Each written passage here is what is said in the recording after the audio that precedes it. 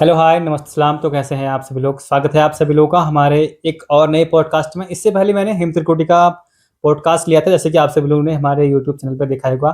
तो आज हमारे साथ हैं मुकुल राय जी, जिन्होंने हाल-फिलहाल ही में डीएलएड का जो कोर्स है वो कंप्लीट किया हुआ है। उनसे हम तमाम चीज़ों के बारे में पूछेंगे जो डीएलएड के दरमियान होती हैं या फिर डीएलएड से पहले तैयारी करने में होती हैं। और साथ ही हमारे साथ में है हिम त्रिकोटी जी, जैसे कि आप सब लोग बगल में देख ही पा रहे होंगे। ये भी जो है कुछ मुकुल राय जी से क्वेश्चन पूछेंगे और साथ ही उनके बारे में थोड़ा बताएँगे। तो सबसे पहले मुकुल राय जी, आपका बहुत-बहुत स्वागत है हमारे यूट्यूब चैनल पे। धन्यवाद सूरज जी, धन्यवाद। तो मुकुल राय जी, आप हमें ये बताइए कि जैसे आपने डीएलएड की तैयारी की, तो डीएलएड की तैयारी करने में आपको कितना समय लगा? जी, डीएलएड की तैयारी करने में मेरे को 3 से 4 महीने लगे। पहले मैं बैंक के एग्ज़ाम देता था और बैंक की तैयारी करता था। हुँ, हुँ। तो काफ़ी मतलब प्री तो निकल जाता था। हुँ, हुँ। लगभग 7-8 प्री निकले, हुँ, लेकिन मेंस में कहीं न कहीं रुक जाता था हुँ, कि जीएस वगैरह में थोड़ा करंट अफ़ेयर में थोड़ी दिक्कत होती थी। हुँ। तो एक मेरे शिक्षक साथी थे, उन्होंने मुझे एक सुझाव दिया कि तुम डीएलएड कर लो। अच्छा जी। तो फिर मैंने डीएलएड की तैयारी करना स्टार्ट करा, तो रीज़निंग वगैरह तो मेरी ठीक ही थी। तो उसमें क्या होता है कि पता है 200 नंबर का क्वेश्चन एग्ज़ाम आता है, हुँ, आपको एंट्रेंस एग्ज़ाम निकालना पड़ता है हुँ, सबसे हुँ, पहले। तो 200 नंबर का कोई उसमें आते हैं, 200 नंबर का एग्ज़ाम होता है, तो उसमें 50 नंबर की मैथ्स आती है, 50 नंबर की रीज़निंग आती है, 50 नंबर की जीके और जीएस आती है और 50 नंबर के टीचिंग एप्टीट्यूड टेस्ट होता है उसमें। तो उसमें कोई माइनस मार्किंग नहीं होती है। सबसे पहले आप ये अपने मन से निकाल दें कि यार मेरा गलत हो जाएगा तो क्या होगा, माइनस मार्किंग तो नहीं हो जाएगी। तो उसमें कोई सी भी माइनस मार्किंग नहीं होती है। आप बेझिझक उसमें कर सकते हैं और एलिमिनेशन मेथड के हिसाब से आप उसमें से जो आपको गलत क्वेश्चन लगते हैं उनको मतलब गलत ऑप्शन लगते हैं उनको हटा दीजिए और आप उसमें अच्छे से स्कोर कर सकते हैं। हुँ, और मैथ्स और रीजनिंग तो मेरी ठीक-ठाक ही थी हुँ। और जीएस जीएस में थोड़ा दिक्कत थी, तो जीएस में मैंने कुछ-कुछ आते थे, कुछ-कुछ में मतलब ऐसे ही ऑप्शनल तुक्के मार दिए। तुक्के लगा दिए। हाँ, हाँ, वो सभी करते ही हैं। हुँ, और टीचिंग एप्टीट्यूड में मतलब आप बच्चों को कैसे हैंडल करते हैं और हाँ। किस तरह से आप टीचर बनेंगे, तो आपके कैसा वो होना चाहिए, हुँ, मेंटल स्टेटस कैसा हाँ। होना चाहिए, तो उस हिसाब से उसमें क्वेश्चन आए रहते हैं। तो ज़्यादा औ कोई टफ नहीं और है। क्या कहते हैं, आप मुझे ये बताइए कि जैसे किस बच्चे को जो है डीएलएड की तैयारी करनी चाहिए? देखिए, ये काफ़ी नोबल प्रोफ़ेशन है। हुँ, इसमें आप अपने भविष्य बच्चों के भविष्य का निर्माण करते हैं, हुँ, अपने देश का भविष्य का निर्माण करते हैं, तो ये बहुत अच्छा प्रोफ़ेशन है। हुँ, मैं चाहता हूँ कि युवा पीढ़ी जो चाहती है कि आगे अपने जनरेशन को बढ़ाएँ, बच्चों को अच्छी शिक्षा दें, हुँ। तो उनको इसमें ट्राई करना चाहिए ज़रूर। तो कम से कम आपको क्या लगता है कि जो लोग तैयारी कर रहे हैं, कम से कम कितने महीने की तैयारी करनी चाहिए कि उनका जो डीएलएड का परीक्षा है वो निकल जाए? देखिए, इसमें ये है कि सबका मेंटल स्टेटस अलग-अलग होता हुँ, है ना? हुँ, तो किसी को मैथ्स आती है, किसी को नहीं आती है, किसी को जीएस अच्छी होती है, हुँ, किसी की रीज़निंग अच्छी होती है। हुँ, तो अपने-अपने हिसाब से अलग-अलग वो होते हैं, अपना-अपना स्तर है, हुँ, तो आप उस हिसाब से तैयारी कीजिए। हुँ, और आप कई चैनल हैं यूट्यूब में भी, उससे भी आप इसमें हेल्प ले सकते हैं। हुँ, बुक्स आती हैं, उनसे हेल्प ले सकते हैं या हुँ, किसी की गाइडेंस ले सकते हैं, कहीं पे कोचिंग कर सकते हैं, हुँ, मैथ्स की, रीज़निंग की। हुँ। तो इसमें आप तैयारी कर सकते हैं, मतलब लगभग-लगभग 5-6 महीने में आप आराम से कर उसको सकते करेक्ट हैं। कर लेंगे मतलब। हाँ। और आपने कहीं से कोचिंग ली थी या फिर वैसे ही आपने खुद के ही दो मतलब खुद से ही ऐसे प्रिपरेशन किया था कि जिससे कि आपका निकल गया था? तो मैंने कोचिंग वगैरह कुछ नहीं ली थी। हुँ, मैं यूट्यूब में चैनल देखता था, यूट्यूब के द्वारा मैंने उसके प्रीवियस ईयर के क्वेश्चन पेपर देखे हुँ, और जो उसमें चैनल थे तैयारी कराते हैं, वो हुँ, प्रिपरेशन कराते हैं, हुँ। उसमें से मैंने उसकी प्रिपरेशन करी। तो मुझे आप ये बताइए कि जैसे प्रीवियस ईयर की आपने बात करी, तो उसमें से कितने लगभग क्वेश्चन आते हैं? कुछ ऐसा आप बताना चाहेंगे हमारे दर्शकों को? देखिए, वो तो हम ऐसा कोई फिक्सिंग नहीं होता है हुँ, कि हर साल अलग-अलग क्वेश्चन पेपर आता है। हुँ, मतलब 10% या 20% उसमें से आ जाते हैं क्वेश्चन। हुँ, आप प्रीवियस ईयर के लगभग 5 साल के क्वेश्चन पेपर कर सकते हैं। हुँ। तो उसमें से कोई ना कोई आपका ऐसा होगा कि 20% 30% उसमें से आते हैं क्वेश्चन। बिल्कुल, बिल्कुल। और आप मुझे ये बताइए जैसे कुछ लोगों का मानना होता है कि यार हम गरीब हैं, थोड़ा उनका जो आमदनी होती है मतलब घरवालों की उतनी ज़्यादा नहीं होती, वो चाहते हैं कि हम उसके साथ कुछ और भी करें। क्या ऐसा मुमकिन है कि उसके साथ और भी कर सकते हैं? देखिए, ऐसा तो नहीं हो सकता कि आप डीएलएड के साथ-साथ कुछ और भी कर लें, क्योंकि उसकी टाइमिंग ऐसी होती है कि सुबह हमें रेगुलर वहाँ जाना पड़ता है डाइट में। हुँ, रेगुलर बेस पे जाते हैं तो सुबह 10 बजे से हमारे क्लासेस लगती हैं और 5 बजे तक टाइमिंग रहती है। हुँ, तो अलग-अलग क्लासेस लगती हैं, बच्चों को कैसे पढ़ाया जाए, कैसे उसकी पेडागोजी, बच्चों की साइकोलॉजी कैसे समझें हुँ, और सब्जेक्ट के ऊपर आप कमांड कैसी होनी चाहिए। हुँ। तो उससे रिलेटेड आपको पढ़ाया जाता है, तो उसमें बीच में टाइम निकलना बहुत थोड़ा टफ पड़ जाता है। अच्छा जी, और मुझे आप ये बताइए, जैसे आपने डीएलएड के पेपर एग्ज़ाम दिया तो उसमें कितने क्वेश्चन आते हैं? जी, डीएलएड का एग्ज़ाम देते तो उसमें तो 200 क्वेश्चन आते हैं हुँ, और उसमें से मेरिट बनती है अलग-अलग ईयर के हिसाब से, जैसे कॉम्पिटिशन होता है उस हिसाब से मेरिट अलग-अलग बनती है कैटेगरी वाइज़। हुँ, 150 या एससी कैटेगरी में 150 के आस-पास हुँ, और जर्नल जर्नल की कट ऑफ अलग बनती है, हुँ, 170, 160 हुँ, जैसे-जैसा कॉम्पिटिशन होगा उस हिसाब से कैटेगरी, मतलब उसमें हमारा कट ऑफ बनती है हुँ, और उसमें एक विज्ञानेतर होता है और एक होता है विज्ञान। हुँ, जैसे जिसके ग्रेजुएशन में साइंस। साइंस है वो विज्ञान से उसको अप्लाई करेगा हुँ, और जिसके आर्ट्स है या कॉमर्स है हुँ, वो विज्ञानेतर से करेगा। हुँ, तो इसमें जो एज लिमिट होती है वो 30 साल की होती है अ, और हमें ग्रेजुएशन में 50% मार्क्स होने ज़रूरी हैं। बिल्कुल। और ऐसा किसी का संशय रहता है कि हमें हाई स्कूल, इंटर में भी कुछ परसेंटेज का इश्यू रहेगा करके, क्या ऐसा भी होता है कि 50% अबव होने चाहिए या फिर? ना, ना, अभी तो ऐसा है कि ग्रेजुएशन में देख मतलब जब फॉर्म भरते हैं तो उसमें खाली ग्रेजुएशन का ही आता है हुँ, कि ग्रेजुएशन में आपकी 50% से ऊपर होनी चाहिए। हुँ, अच्छा जी। तो आप मुझे एक चीज़ और बताइए कि जैसे कि कुछ लोगों का मानना है कि हमारे पास ऐसा साधन नहीं है कि जिससे कि हम तैयारी कर पाएँ। तो उनको आप क्या सजेशन करेंगे? देखिए, आज के टाइम में टेक्नोलॉजी टेक्नोलॉजी आज हर किसी के हाथ में है। हुँ, आप देखते हैं फ़ोन हुँ, चलाते हैं, सबके पास फ़ोन है। कोई हुँ, भी है घर में 4-5 फ़ोन, किसी के पास माँ-बाप के पास, बच्चों के पास, सबके पास आज उपलब्ध हैं। हुँ, तो आप यूट्यूब चैनल से उनकी हेल्प ले सकते हैं। यूट्यूब चैनल में बहुत सारे प्रिपरेशन कराने के लिए हुँ, हमें चैनल मिलते हैं इसमें हुँ, डीएलएड के हुँ, और बुक्स ले सकते हैं। हुँ, तो ऐसा है कि यार बहुत ही कम पैसों में भी कर सकते हैं तैयारी। बिल्कुल। तो आप मुझे बताइए कि आपका एक्सपीरियंस कैसा रहा अंडर जब आपका कोर्स रहा इसके दौरान? देखिए ऐसा रहा कि पहले हमसे मतलब मैंने पहले एक बार और ट्राई किया था। हुँ, उस बार थोड़ी नंबर कम आए थे तो सिलेक्शन नहीं हो पाया। हुँ, फिर दोबारा ट्राई किया क्योंकि हर चीज़ में आप देखते हैं कि ज़िंदगी में भी कभी हर चीज़ पहली बार में नहीं हो जाती है। हुँ, हर किसी का एक सीधी-सीधी मतलब हर किसी का लेवल अलग होता है तो सबका एक पहले अटेम्प्ट में ही हो जाए ऐसा ज़रूरी नहीं है। हुँ, तो आपको कोशिश करते रहनी पड़ती है। हुँ, तो दूसरी बार मैंने जब ट्राई किया तो मेरा हो गया था। फिर तो काउंसलिंग के लिए हम देहरादून जाते हैं, हुँ, तो वहाँ मतलब डिस्ट्रिक्ट वाइज़ हमें प्रेफ़रेंस भरने के लिए बोला जाता है, हुँ, तो उसमें हमने प्रेफ़रेंस भरी। हुँ, तो मेरा फर्स्ट प्रेफ़रेंस में तो मेरा होम डिस्ट्रिक्ट नैनीताल है, तो भीमताल मिलना चाहिए था, लेकिन मेरे को सेकंड चॉइस में मिला हुँ, अल्मोड़ा से।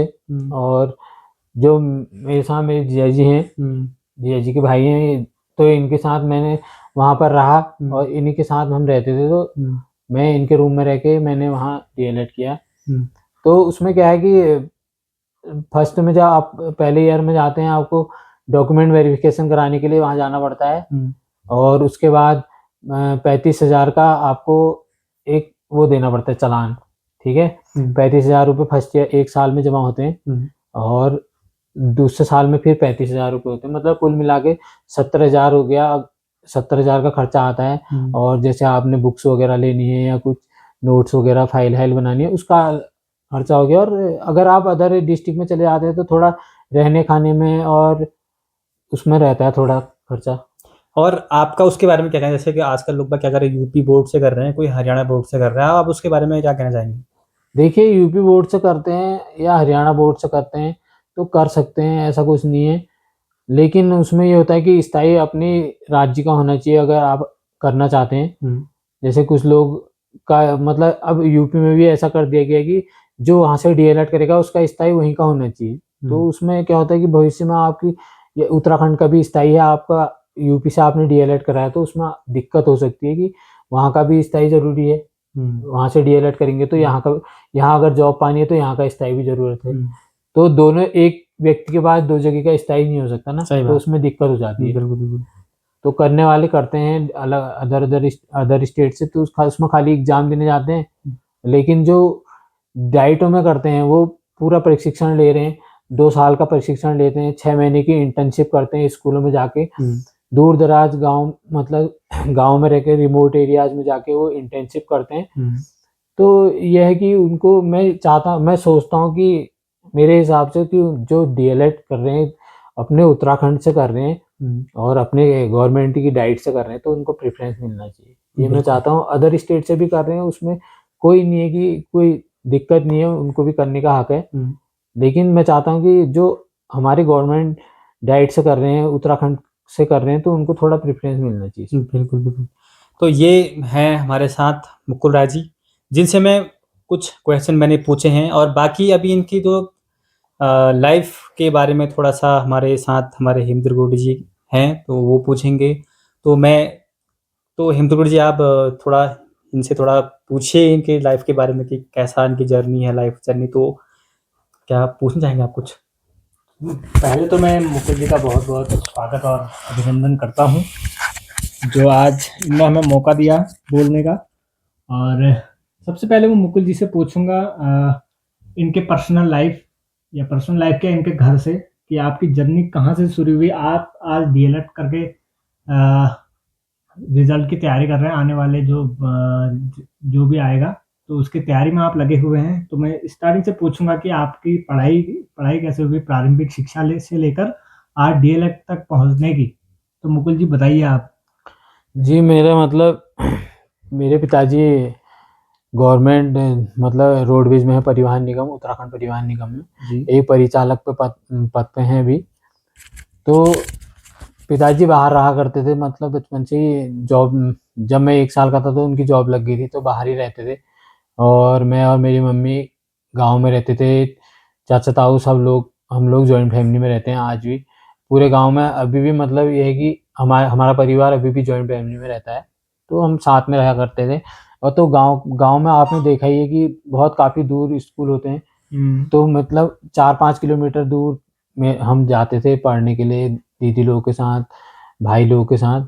मैंने गांव में मैं थोड़ा मतलब शरीर, पैदल चलना पड़ता है। हाँ, तो शरीर भी थोड़ा हैवी था मेरा बचपन में, तो आने जाने में थोड़ी काफ़ी दिक्कत होती थी। मैंने अपने गांव के लगभग 3-4 स्कूल जितने भी हैं, 3 स्कूल हैं वहाँ पर। एक मेरा गांव यहाँ पर है, क्या कहते हैं, धानुचुली बैंड में, और आपने सुना ही होगा रॉल जंगल में। तो वहाँ से मतलब 3-4 किलोमीटर दूर एक स्कूल है, वहाँ जाता था पहले, फिर वहाँ 1 साल पढ़ा, फिर वो दूर हो जाता था, फिर दूसरे स्कूल में गया चिन्या में, फिर एक और स्कूल चेंज किया, फिर खुटिया खाल गया। मतलब ऐसे मतलब काफ़ी स्ट्रगल से मतलब रहा ज़िंदगी में। फिर पिताजी के साथ जाने का मौका मिला, कुछ मतलब 7-8 साल का हो गया था, तो भवाली चले गया। भवाली में जॉब करते हैं, तो वहाँ चले गया। तो फिर मैंने वहाँ शिशु मंदिर से अगले दिन देखा, जिस दिन हम वहाँ गए थे तो 14 अगस्त था। 15 अगस्त को शिशु मंदिर आपने देखा होगा, जहाँ भी आप शिशु मंदिर है अगल बगल, तो वो 15 अगस्त के दिन बड़ी अच्छी रैली निकालते हैं, पूरा घोष लेके चलते हैं, ड्रम सेट ये वगैरह।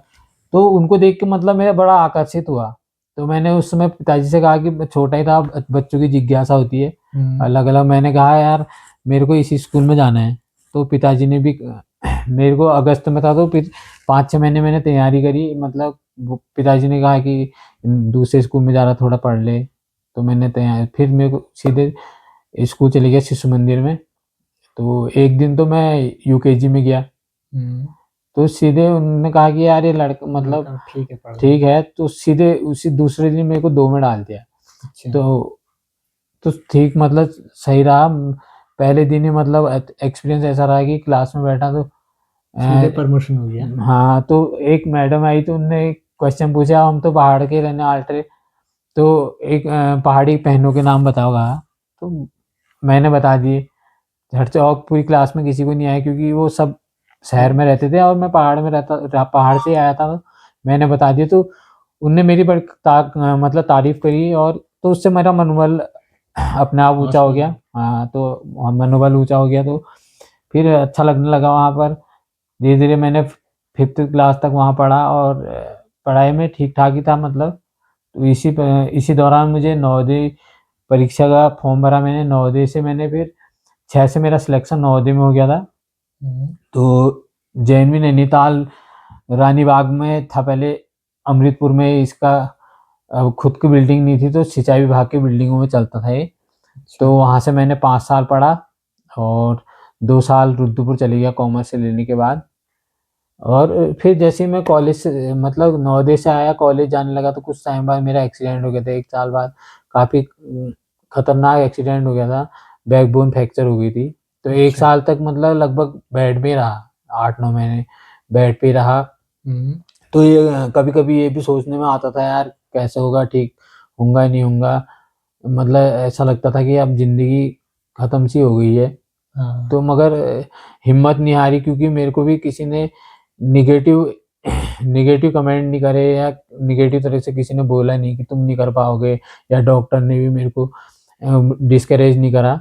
तो मतलब अंदर से था कि मैं चल दूँगा किसी दिन, चलूँगा करके। तो धीरे-धीरे घरवालों का भी सहयोग रहा, और फिर मैं धीरे-धीरे 1 साल बाद लाठी वगैरह लेके चलने लग गया था। कई लोगों का ज़िंदगी में ऐसा होता है कि दुखद घटनाएँ हो जाती हैं, एक्सीडेंट हो जाते हैं, लेकिन वो हिम्मत हार जाते हैं।